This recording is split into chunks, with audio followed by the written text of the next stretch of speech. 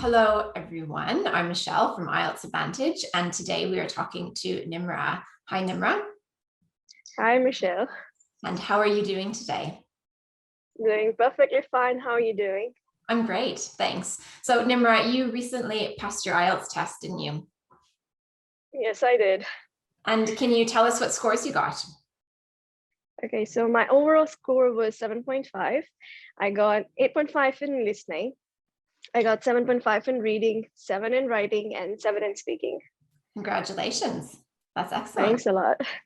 Now, this wasn't your first time taking the IELTS test, was it?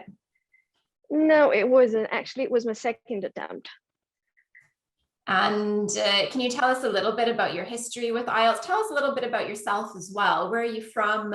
What do you do? Why do you need IELTS? I'm from Pakistan. I work as a KYC analyst for a foreign company.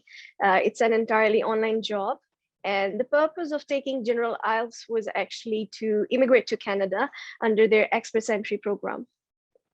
All right. And what score did you need for immigrating to Canada? It was 8 in listening and 7 in rest of the components. All right. So you got it. Yeah, finally I did. So when did you join IELTS Advantage? It was actually about 1.5 years ago.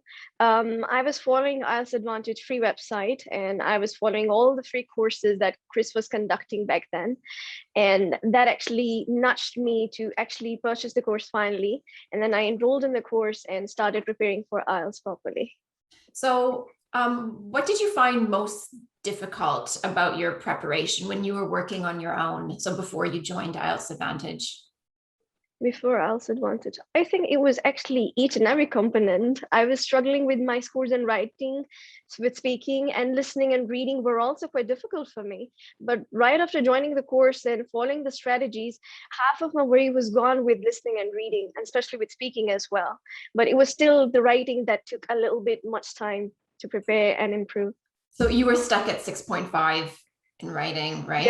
Yes, I was stuck at 6.5 and for quite a prolonged period, and it was really frustrating, but still I was getting the feedback. I was sending essays to the correction service, and I was improving the weak areas that were highlighted, and then finally I got the scores.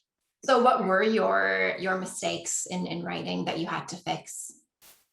Okay, for writing, apart from grammar, they were just typical mistakes, articles and preposition that almost every student suffers from. Apart from that, my main problem was actually with idea generation.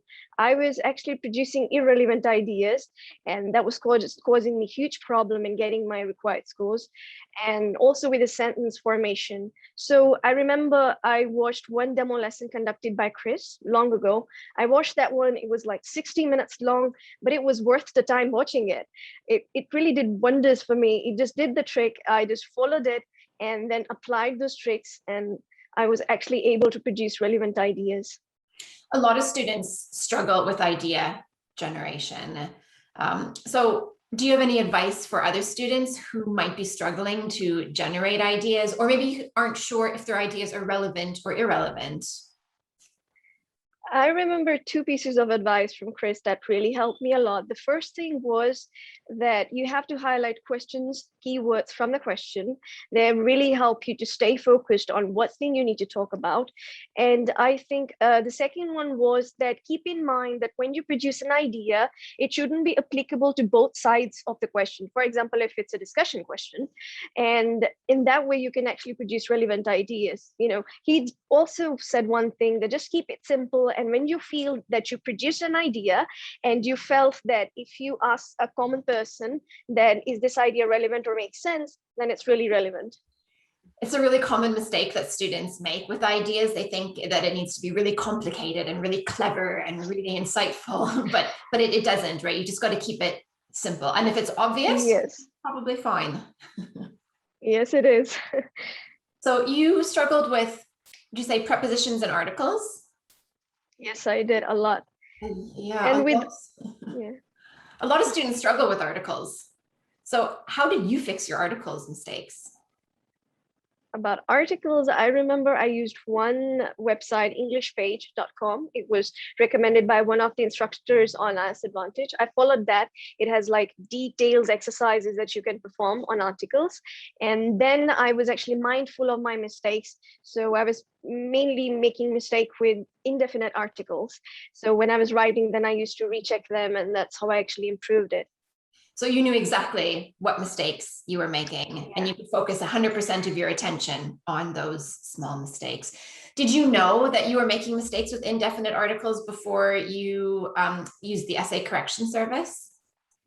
Of course not. I had no idea about the grammatical areas that I was struggling with. I definitely had no idea. So after the correction service, the first time I sent my essay and then the letter, I was actually mindful of my mistakes then, and I was highly focused on them. So these were the three problematic areas that I suffered with.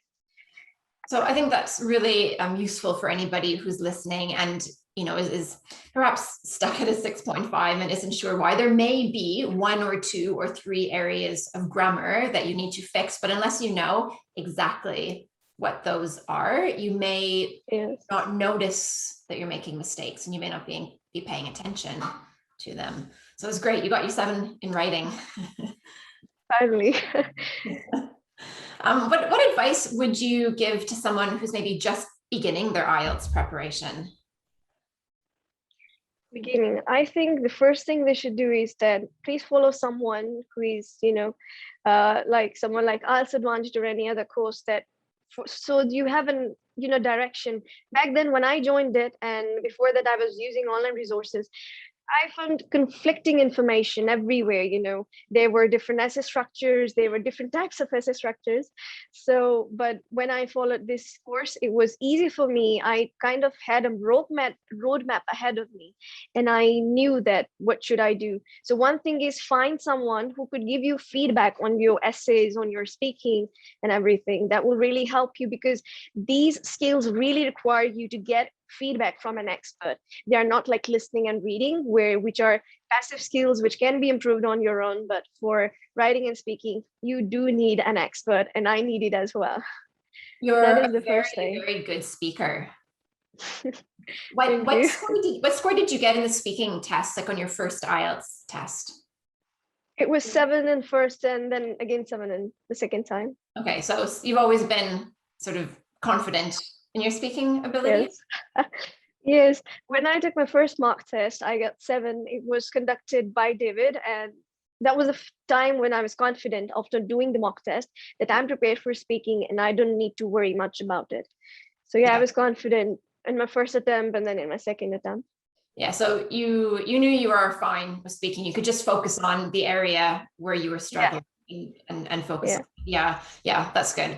Well, Nimra, what's next for you now that you've got your IELTS scores? Okay, so now as I'm done with the IELTS, I've got the required scores after a long journey. I can actually focus on preparing my application and all the important documents that are really required for the immigration. And then after that, I will just submit the application and then wait for the following draws and then see what happens. And you want to work in Canada? Yes, of course. It's actually the work stream, that Express Entry program. They, gather workers from around the world with really good credentials. So yeah, I do wish to work there. Excellent. I'm originally from Canada, and I'm sure that you'll enjoy living there. Hopefully. Well, thank you again, Nimra, for sharing your success story with everyone. Thank you so much. Hey, Chris here again. Hopefully you enjoyed that success story video. That student was part of our IELTS VIP course. And on that course, we show students exactly where they're going wrong and exactly what to do to get the score that they need. And we give them all the help and support that they need in order to get a 7, 8, or even 9 in their IELTS test. Now, we only work with a really small number of students. Because of the level of help and feedback and support that we give students, we can only work with a very small number of them. But We also have more success stories than any other online or offline course in the world, which has created a huge amount of demand for our course. So we're the only course in the world, I believe, that has a very, very, very long waiting list. If you want to join that waiting list, all you have to do is just click here and you'll be able to add your name, add your email address, and then when one of our students becomes successful and leaves the course, the next position can be for you. Hopefully see you in there. Bye-bye.